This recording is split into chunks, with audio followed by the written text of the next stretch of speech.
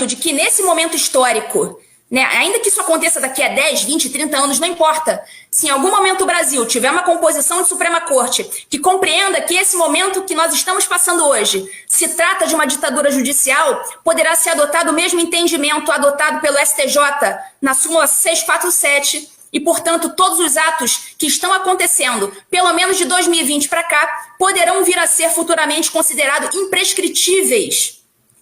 Ou seja, todos vocês vítimas da ditadura judicial, inclusive eu, que estou sem as minhas redes sociais já há quase um ano, privada da minha liberdade de expressão. Todos nós, vítimas da ditadura judicial, poderemos buscar a devida reparação. E você poderá perguntar assim, mas poxa, mas aí é o pagador de impostos que vai pagar essas reparações e tudo mais. Inicialmente será a União.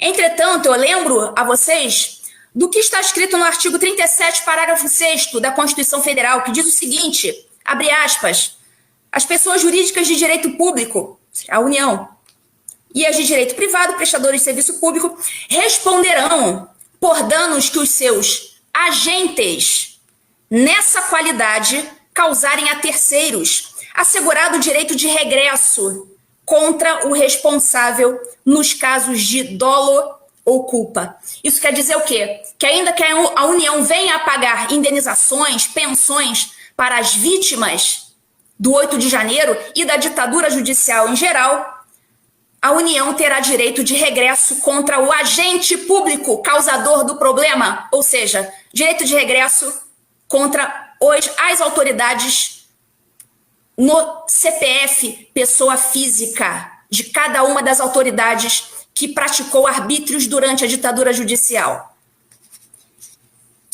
Por último, para fechar aqui essa minha fala, eu também tomei conhecimento de que seria ofertado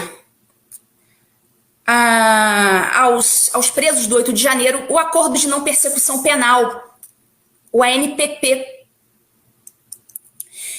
E, segundo os termos do Código de Processo Penal, o Acordo de Não Persecução Penal prevê que, para que o sujeito não seja processado, para ele se livrar do processo, ele deve confessar. Um dos requisitos para que ele receba esse acordo, para que ele seja beneficiado pelo acordo, é a confissão. Então, veja bem, isso, a meu ver, eu vou deixar aqui para vocês refletirem a minha opinião sobre esse acordo de não persecução penal. Esse acordo de não persecução penal me parece uma espécie de pegadinha, assim como aconteceu naquele acordo que o Chamberlain assinou com o Hitler na Segunda Guerra Mundial. O acordo de não agressão.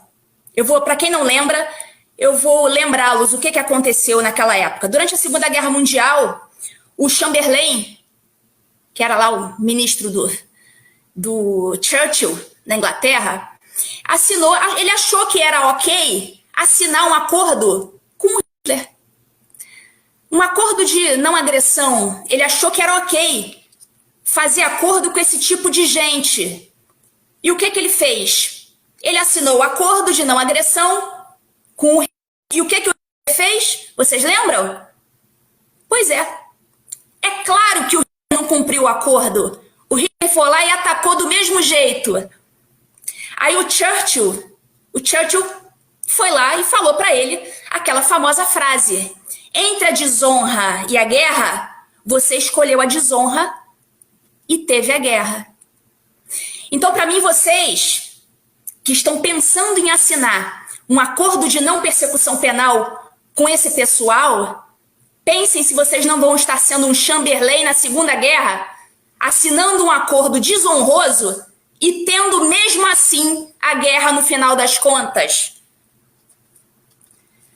Se vocês assinam esse acordo, a PGR, que ia ter um trabalho miserável para conseguir individualizar as condutas, na verdade não ia conseguir. Não tem como individualizar essas condutas numa denúncia. Quase todas as denúncias vão ser ineptas de qualquer maneira. Quase todo mundo vai ser absolvido ao final. A PGR, você assinando um acordo desse, primeiro, você confessa algo que você não cometeu, você legitima as perseguições, você deixa de dar trabalho à PGR, que ia ter que ter um trabalho miserável para individualizar a conduta, não vai precisar individualizar nada, porque você já facilitou o trabalho deles confessando.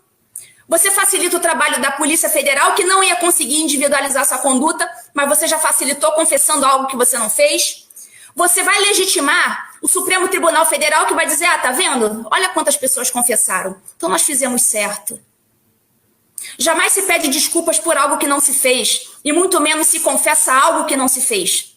Não sejam Chamberlains